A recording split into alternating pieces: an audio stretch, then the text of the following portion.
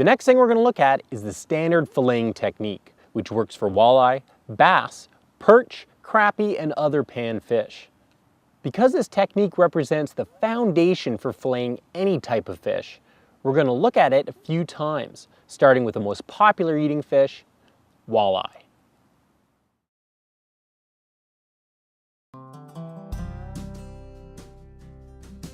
When you have a toothy critter like a walleye here, I strongly recommend the glove. We have these spines on the back that are like needles, sharp teeth, and we add a sharp knife to the equation. This glove is made out of Kevlar. It's a Rapala product. Same thing they make bulletproof vests out of. Although it's not puncture proof, it is cut proof. So if you do make a slip, it's not going to cut your hand. So when cleaning the walleyes, I'm going to show you a simple technique with as least mess as possible, and I'll show you a couple tricks to go with it. Where the skull ends and the flesh starts is a single cut all the way down past that front fin and past those other two, so straight through like so. For that, I'm using this section of the knife, rounded end. It's a straight cut. Now what I'm going to do is take the fish. So I'm going to insert the knife about an inch. That's all I'm sticking it in. It's that far. And I'm running down the side of that dorsal fin. Once I'm past that dorsal fin, I know I'm past the rib cage. I push the knife all the way through, use down pressure on the backbone all the way out to the tail. I'm going to show you the same moves on the other side. Behind both fins, diagonal cut up to there. Going to use the tip of the knife, only sticking it in an inch, past that dorsal fin, all the way through, out to the tail. Now what I'm going to do is make shallow cuts, nice, straight, using this section of the knife, nice gradual cuts. Nice gradual strokes with the knife. Knife is going to take the path of least resistance. When it hits a rib, if you push hard, it'll cut through the rib. If you just let the knife take its natural course, it'll go around the ribs. You're left with that nice fillet, just like so. I'm going to show you that again on the other side. Straight, sweeping motion, very, very effortless. Nice gliding strokes, removes the fillet, just like so.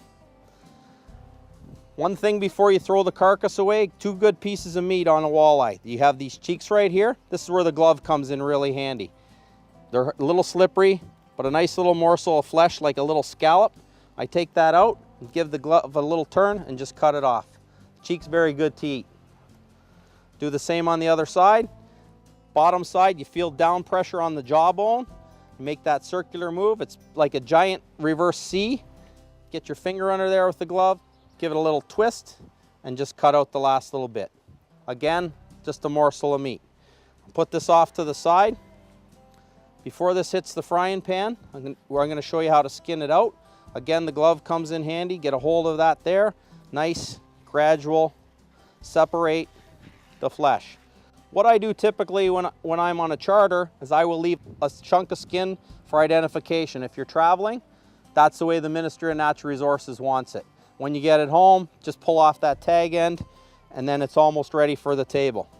The other thing I'm going to show you here, walleyes in particular have a very pronounced lateral line down the center. It's that discolored section of meat there, that little pink section there.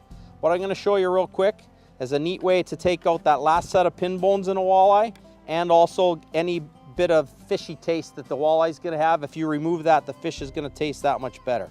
So what I've done is I just make a cut on either side of that lateral line. I call this zipper in the walleye. Just pull it off like so. That lateral line is completely out and the pin bones are out as well. So you're left with two nice pieces of flesh. I'm going to show you that one more time here. Again, nice sharp knife. Get the angle on it. Right out to the end. Leave the tag on if you're taking it home or traveling. Once you get it home for the frying pan, just pull off that tag end. Again, On that lateral line, it's just where the color changes, a cut on either side of it, like so. And a very slight tug, pulls right away.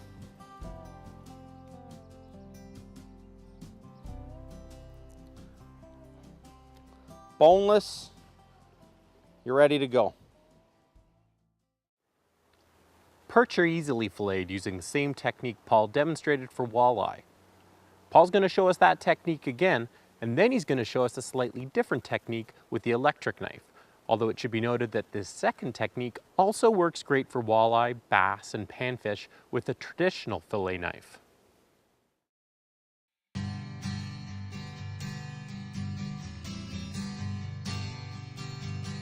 Hi, I'm going to show you how to clean a perch now. For this, I chose a shorter blade. I could do it with a larger knife, but with the smaller blade, it's easier on the smaller fish. Again, I'm using the glove. We have these sharp fins on the back here, and also the sharp gill rakers, and of course this guy's pretty slippery as well. So what I'm going to do is make that first cut straight back where the flesh starts and the head stops, back behind that front pectoral fin, and all the way through. Same on the other side. Again, it's just a straight cut down like so to the end.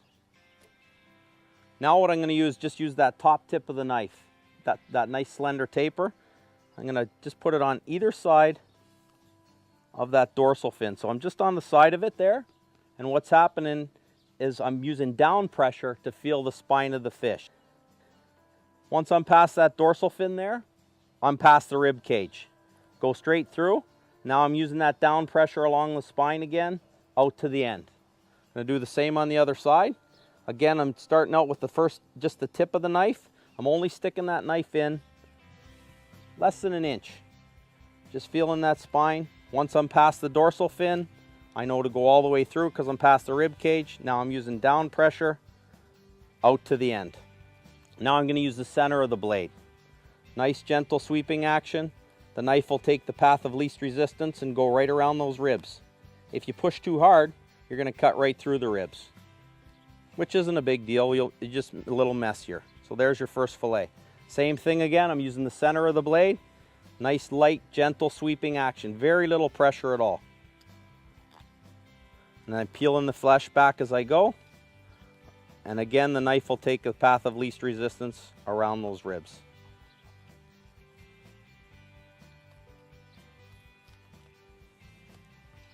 There you are.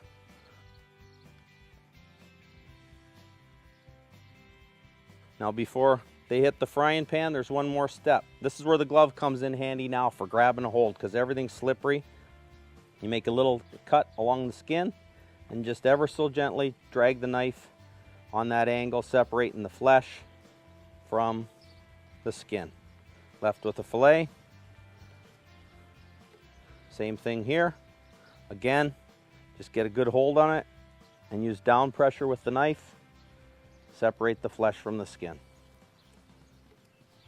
This technique is good if you have, not a whole lot of fish. When you have a bunch, I'm going to show you what the electric knife works like.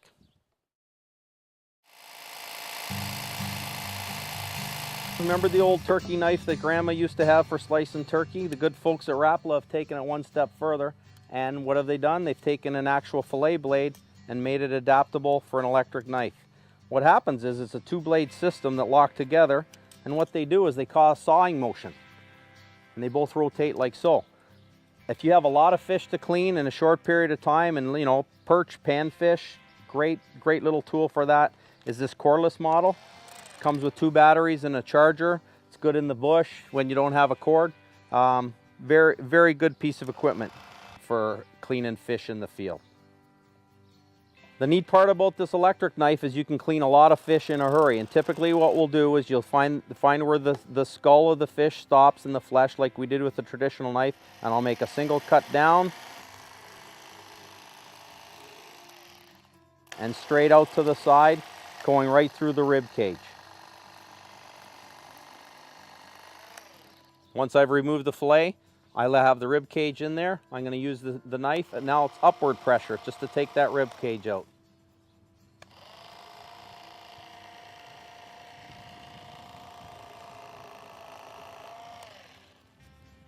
Same on the other side. It's going to be straight down to make a cut. Then the next one is all along the spine.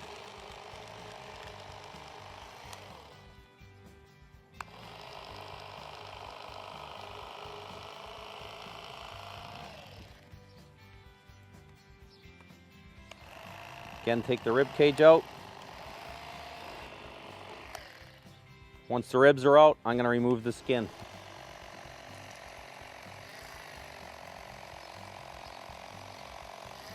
Same here.